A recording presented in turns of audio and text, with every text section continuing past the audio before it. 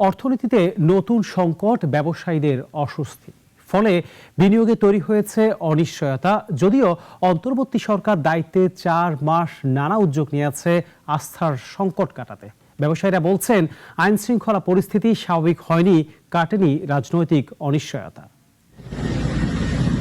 টানা প্রায় 16 বছরের শাসনামলের মাথায় ক্ষমতাচ্যুত হয় আওয়ামী লীগ।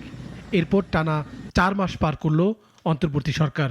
সরকার অবশ্য একটি বার্তা সব স্তরে পৌঁছানোর চেষ্টা করেছে, তা হলো সুশাসন, দুর্নীতিতে শূন্য সহনশীলতা। তবে 4 মাসের এই শাসনামলে বারবার চাপে পড়তে হয়েছে ইউনূস সরকারকে।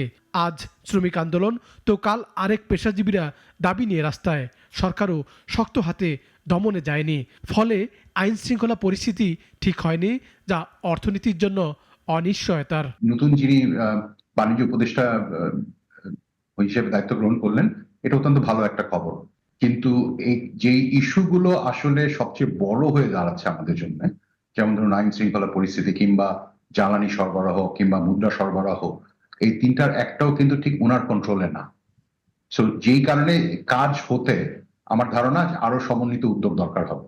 গত 4 মাসে অর্থনীতির জন্য মোটা দাগে বড় বেশ কিছু উদ্যোগ নিয়েছে সরকার, যা সব স্তরে মানুষের বাহবা কুড়িয়েছে। বিগত সরকারের আমলে দুর্বল করে রেখে যাওয়া ব্যাংক খাত মেরামত চলছে। তবে ব্যবসা বাণিজ্য, কর্মসংস্থান খাতে নতুন উদ্বেগ তৈরি হয় 4 মাসে। ব্যবসায়ীরা অনেকেই অস্বস্তিতে। সাধারণ বিনিয়োগকারী হিসেবে যদি বলি আপনাকে, আমাদের তো সবসময় একটা লেভেল অফ সার্টেনিটি প্রয়োজন হয়। আমরা আসলে বুঝতে চাই যে আগামী বছর কি হবে, 6 মাস পরে কি হবে, কিংবা 5 বছরের মধ্যে কি হবে। সো সেটার জন্য তো আসলে স্থিতিশীল সরকার ব্যবস্থা দরকার, স্থিতিশীল একটা সরকার দরকার। বাকি সাধারণ জনগণের মতো আমরাও সেটাই চাই। অন্তর্বর্তী সরকারের সফলতার একটি অর্থনীতি বিষয়ক শ্বেতপত্র কমিটির প্রতিবেদন, যাতে গত সরকারের সময় অর্থ পাচার, ব্যাংকিং খাতের লোপাট, শেয়ার বাজারে অর্থ আত্মসাতের ভয়ঙ্কর চিত্র জানা গেছে। তবে জীবনযাত্রার ব্যয়ে লাগাম টানতে ব্যর্থ তারা। রাজনৈতিক অস্থিরতার সময় বিনিয়োগ কম হয়, দেশের জাতীয় সংসদ নির্বাচনের বছর তৈরি হয় এই সংকট। তবে এবার অনেক শিল্প উদ্যোক্তা আতঙ্ক থেকে দেশ থেকে পালিয়েছেন।